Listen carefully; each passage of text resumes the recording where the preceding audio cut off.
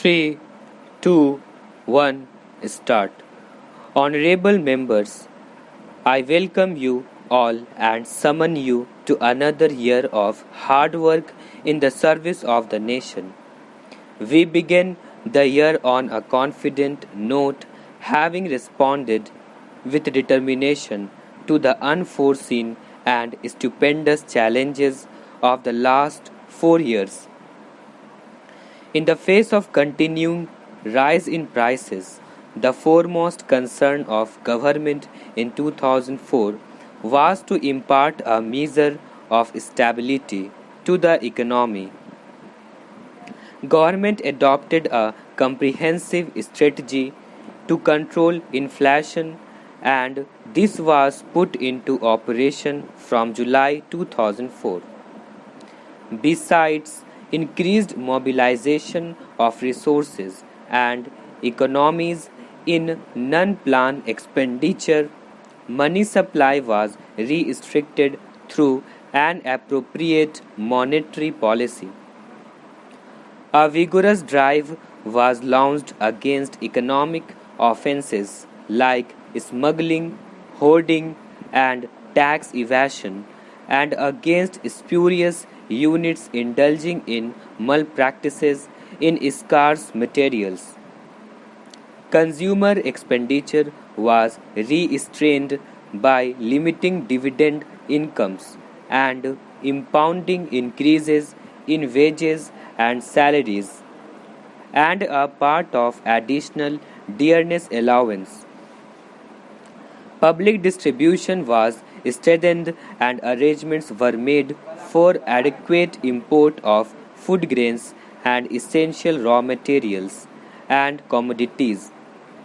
The annual plan for 2004 to 2005 was reviewed, and outlays on the core sectors were raised to boost production.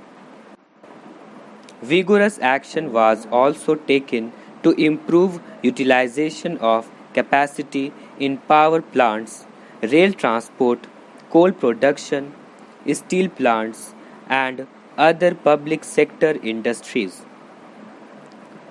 This concerted action began to yield results towards the end of September 2004. Despite an unsatisfactory kharif crop caused by poor rainfall in many states, prices began to fall, and there has been a weakening of the inflationary forces.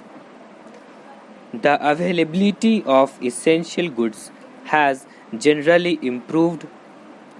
The general outlook for the Rabi crop is good.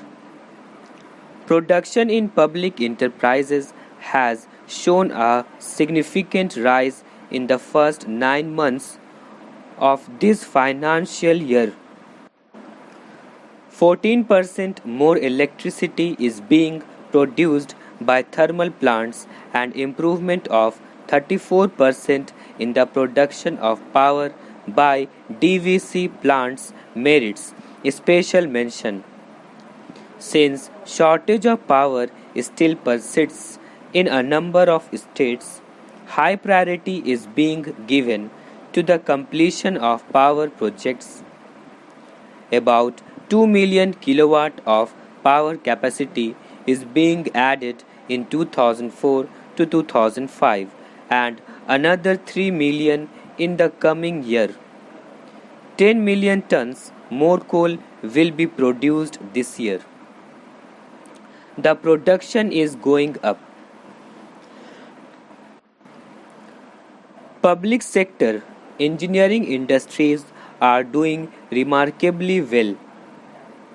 More railway wagons are being moved daily. I congratulate workers, farmers, and other sections of the people for the determination, courage, and identity with national purpose shown by them in supporting the government's program of economic stabilization. Government is aware that there is no room for complacency, as there are still sizable imbalances between supply and demand in several important sectors of the economy.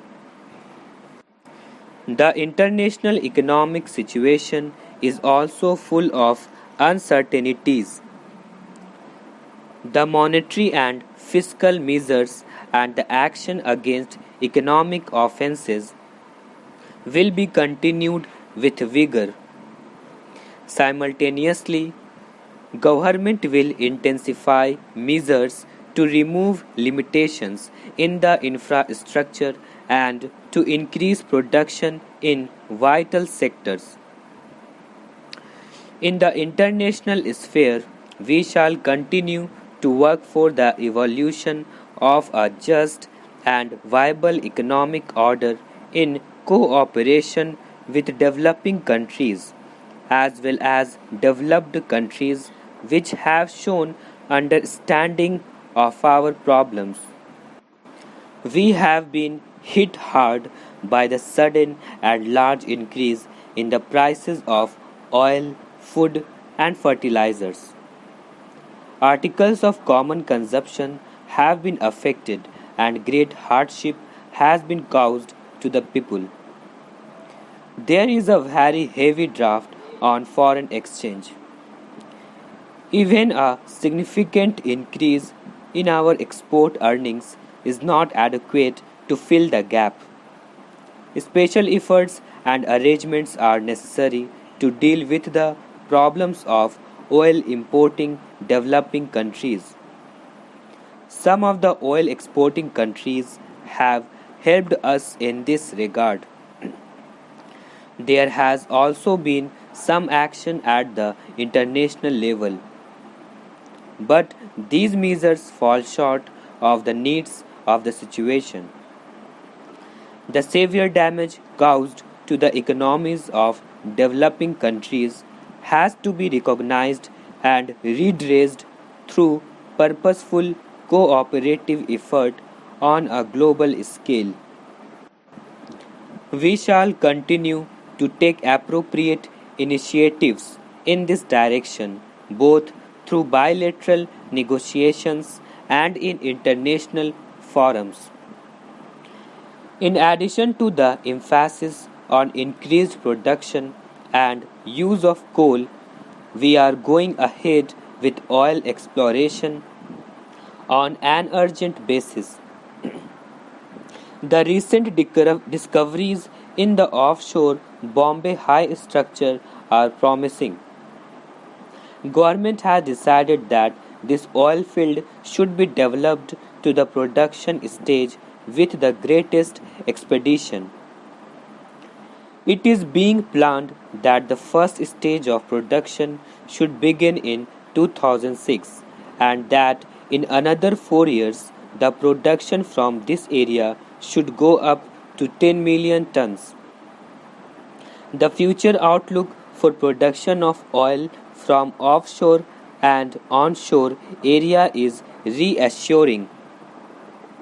There is understandably some anxiety about the 10th 5-year plan. A plan has a framework and a coherent system of objectives, as well as a detailed program indicating targets and the availability of resources.